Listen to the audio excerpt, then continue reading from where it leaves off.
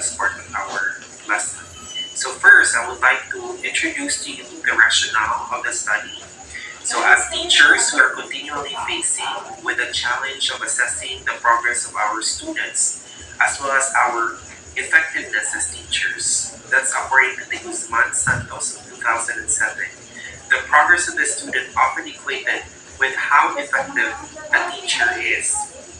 So as part of what we continually do to our students, assessment is very important in order for us to make sure that our students are well observed and at the same time we totally know the progress in terms of education or based on the pathway that they're going.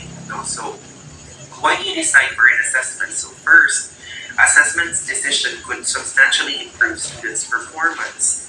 It guides the teachers in enhancing the teaching learning process and it assists policymakers in improving the educational system. So with this, it comes to a point that we have to make sure that as teachers, we will be able to provide proper guidance for our students in order for them to show their performance based on what they're showing and based on what we are also teaching. It's also very important that there would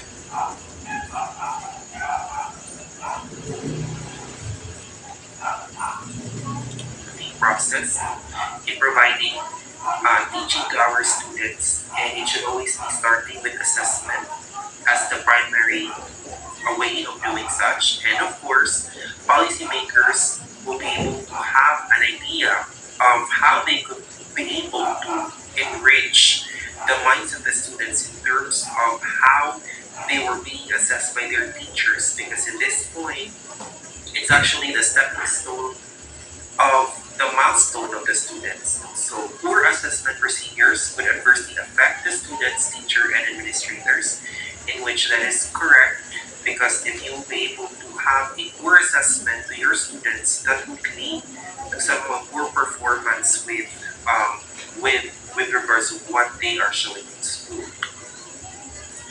Another rationale is assessment of learning is tricky business. Why?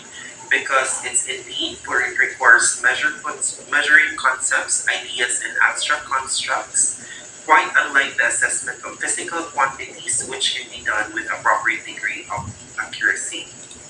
So that means to say that if we will not be able to establish a very good way of assessing our students, that's a very difficult for us to have these students grow in terms of acquiring knowledge, skills, and attitude. It's because we are not able to assess them in the very beginning of their learning. In assessment of learning, we deal with intangible and attempt to characterize them in a manner that would be what they understood. So it's one way for us to determine if our students will be able to know what they are doing, and at the same time, we will be able to come up to what particular things that we have to supplement to our students in terms of what they need to learn as well. So for the introduction, as educators, we have to have a thorough grasp of the why, what, and how of assessing students' learning. We also have the underlying philosophy of that assessment of learning rather than assessment of learning per se. We also have assessment for learning. Students are assessed in order to enhance the teaching and learning process guided by the principle that education is a lifelong activity and does not cease after one's graduation from school. An assessment of learning is certainly the building block by which we introduce the ideas of assessment from learning in Philippine school. And assessment as learning can be used in conjunction to support student achievement and is used as a purpose of greater learning achievement. It is a process of developing and supporting students' active participation and is used for purposes for providing evidences of achieving for a learning. So this is what we're gonna know as to how the important skills as well as with the knowledge of how can we assess the students. So part of the introduction that I was able to introduce is certainly trying to identify our gaps